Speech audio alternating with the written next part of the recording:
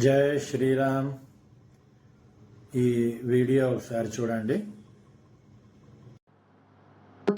ఎందుకంటే ఆంధ్రప్రదేశ్ రాష్ట్ర వ్యాప్తంగా గత కొన్ని నెలల నుంచి మనం గమనించినట్టయితే వరుసగా దళితుల మీద క్రైస్తవుల మీద దాడి జరుగుతున్నటువంటి సందర్భాన్ని మనం గుర్తు చేసుకోవచ్చు.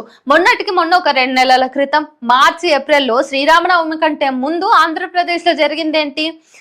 రఘురామకృష్ణరాజు ఒక డిప్యూటీ స్పీకర్ అయ్యుండి కూడా మత కలహాల్ని రేపాలనేటటువంటి ఉద్దేశంతో గొంతేనమ్మ గుడి దగ్గరికి వెళ్ళి ఇది శ్రీరాముడి ఆలయం, ఇక్కడ రామాలయాన్ని పునరుద్ధరిస్తామని చెప్పేసి ఆయన ఒక ప్రపోజల్ పెట్టడం, దానికోసం భూమి పూజ చేస్తానటం, రకరకాల వివాదాలకు తారి తీయటమే కాకుండా అక్కడ ఉన్నటువంటి దళితులందరూ కూడా ఇన్సెక్యూర్ గా ఫీల్ అవ్వటం, వాళ్ళు ఎన్నో సంవత్సరాల నుంచి కొన్ని దశాబ్దాల నుంచి పూజిస్తున్నటువంటి గొంతేనమ్మ ఆలయం ఈరోజు రామాలయం ఎట్లా అవుతుంది అని చెప్పేసి వాళ్ళ ఆవేదన వ్యక్తం చేయటం, అక్కడ ఉన్న దళితుల్ని కృష్ణరాజు రెచ్చగొట్టడంతో అక్కడ కొన్ని వివాదాలు ఏర్పడటం, ఆ తర్వాత అక్కడ ఉన్నటువంటి దళిత విద్యార్థుల్ని అరెస్ట్ చేయడం, ఇవన్నీ కూడా జరుగుతూ ఉన్నాయి.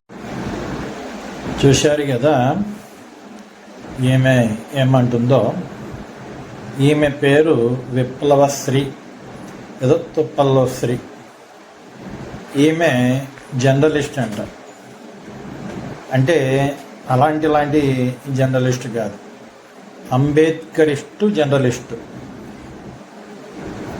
అంటే ఇప్పుడు మనము జర్నలిస్టులలో కూడా కేటగిరీలు వేయాల్సిన పరిస్థితి వచ్చింది. ఏంటయ్యా ఈ అంబేద్కరిస్టు జర్నలిస్టుల స్పెషాలిటీ అంటే ప్రతి విషయంలోనూ వీళ్ళకి హిందూ వ్యతిరేకత మాత్రమే కనపడుతుంది. మైనార్టీలలో పాపము పీడించబడ్డ వాళ్ళు మాత్రమే కనపడతారు ఇలాంటి వాళ్ళ కళ్ళకి. సరే, ఇప్పుడు విషయము తెలిసిందే అందరికీ. ఈ అభినయ్ దర్శన్ అనేవాడు ఆడో పెద్ద లోఫర్గాడని చెప్పి వాడి వీడియోలు చూసి ప్రతి ఒక్కడికి తెలుసు. ఇది సెల్ ఫోన్లు జోబులో పెట్టుకు వస్తారు, అందులో బ్లూ ఫిలింలో చూస్తారు. మరి వీడు ఏ ఫిలింలు చూసి 3 పెళ్ళిళ్ళు చేసుకున్నాడు. సరే, ఇట్లా వాడు చేసే అతి అనేది చూస్తే ఎవరికైనా తెలిసిపోతుంది వాడు పెద్ద ఎదవ అని. అలాంటి ఎదవ ఏం చేశాడు? వాడి మీద వాడే దాడి చేయించుకొని అది హిందువుల మీద తోసే ప్రయత్నం చేశాడు. ఆడ ఇంటి పక్కన వాళ్ళు, ఆడి ఊళ్ళో వాళ్ళే ఆయన సరిగా పట్టించుకోరు. అట్లాంటిది హిందువులు వాడి మీద దాడి చేస్తారా? అవకాశమే లేదు. ఓకే, వాడు మళ్ళీ ఏం చెబుతున్నాడు? జై శ్రీరామ్ అంటున్నారట. ఇది ఈయన కొట్టేవాళ్ళు అంటే పక్కాగా హిందువుల మీద వ్యతిరేకతని కలిగించే ప్రయత్నం చేశాడు. ఓకే, అది క్లియర్గా తెలుస్తుంది. సరే, ఇప్పుడు ఆ వీడియోని వాడు ఏదైతే పెట్టాడో హత్యాయత్నం అనే వీడియోని ఈ తుప్పల్లో శ్రీ చూసి ఏం అనలైజ్ చేస్తుంది. ఏమని? దళితుల మీద, క్రిస్టియన్ల మీద ఈ మధ్య విపరీతంగా దాడులు జరిగినాయిట.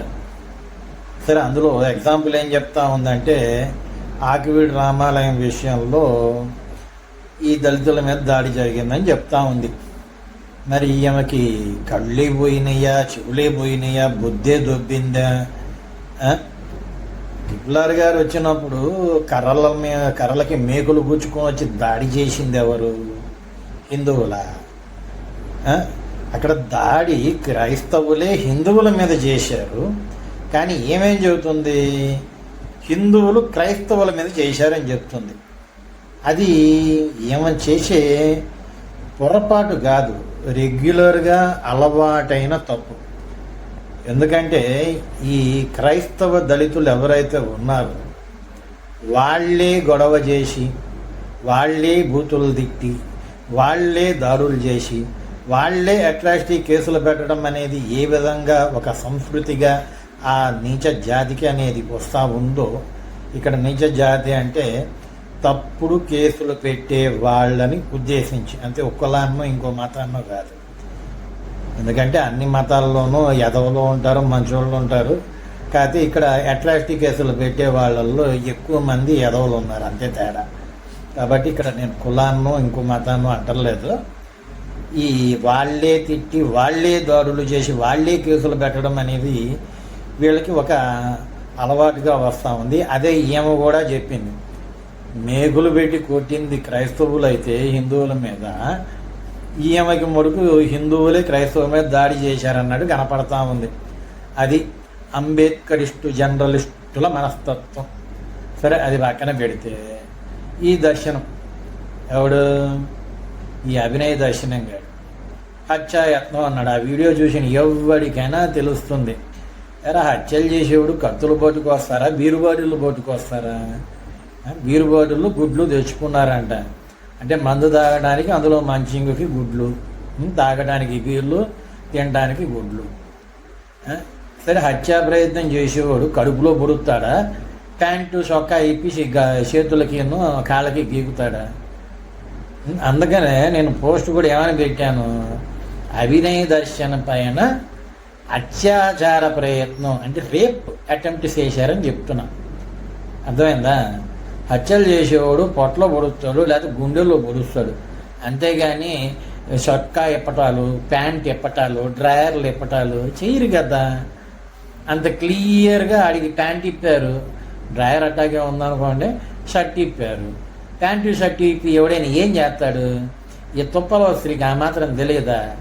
అక్కడ జరిగింది అత్యాచార ప్రయత్నం, హత్యా ప్రయత్నం కాదు. అది కూడా వాడికి వాడే చేయించుకున్నాడు. అర్థమవుతుందా? ఆ మాత్రం బుర్రలేంది. ఇది ఒక జర్నలిస్టు, ఇది ఒక అనలైజ్ చేస్తుంది. దీనికి మళ్ళీ అందరూ విని ఈ చెత్త చెదారం అంతా పోగైంది ఈ అంబేద్కరిస్టు జర్నలిస్టులలో. ప్రతి ఒక్కడు అబ్బో దొరికింది కదా సందని చెప్పేసి దళితుల పైన దాడి. ఎవడరా దాడి చేసేది? ఎవడికి పని ఉందిరా అంత? ఎవడికి ఏం అవసరము? ప్రత్యేకంగా బలానా వర్గం మీద బలానా వర్గం వాళ్ళు దాడులు చేయాలి ఏమన్నా ప్లానింగ్లు వేసుకొని పంచవర్ష ప్రణాళికలు వేసుకొని కూర్చొని చేస్తారు ఎవడైనా?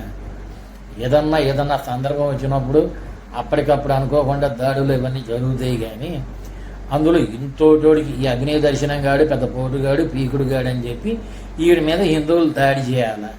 పక్కా జోకర్ గాడు, ఆడి జనాల్ని మోసం చేస్తున్నాడు, అందులో క్రిస్టియన్లను మోసం చేస్తున్నాడు. దాని హిందువుల మీద ద్వేషాన్ని నూరిపోసి దాన్ని వీడు ఆదాయ మార్గంగా మలుచుకున్నాడు. వీడికి తోడు ఆడు అజయ్ గాడు ఒకడు, ఆడ పెద్ద బేవర్స్ గాడు. ఆడే మొదలు నా మీద హత్య ప్రయత్నం జరగవచ్చు, నా మీద దాడి జరగవచ్చు అని చెప్పి వాడు 4 డైలాగులు వేసాడు.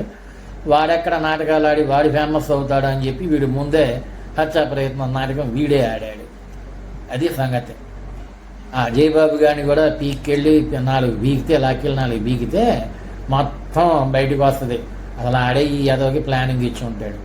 అది ఏదైనా కానీ ఈ అంబేద్కరిస్టు జర్నలిస్టులు ఎవరైతే ఉన్నారో మీ హిందూ ద్వేషాన్ని ఎటు మీరు చూపించద్దన్నా చూపించకుండా ఉండాలే. కానీ అప్పుడప్పుడైనా కొద్దిగా బుర్ర వాడుతూ ఉండండి.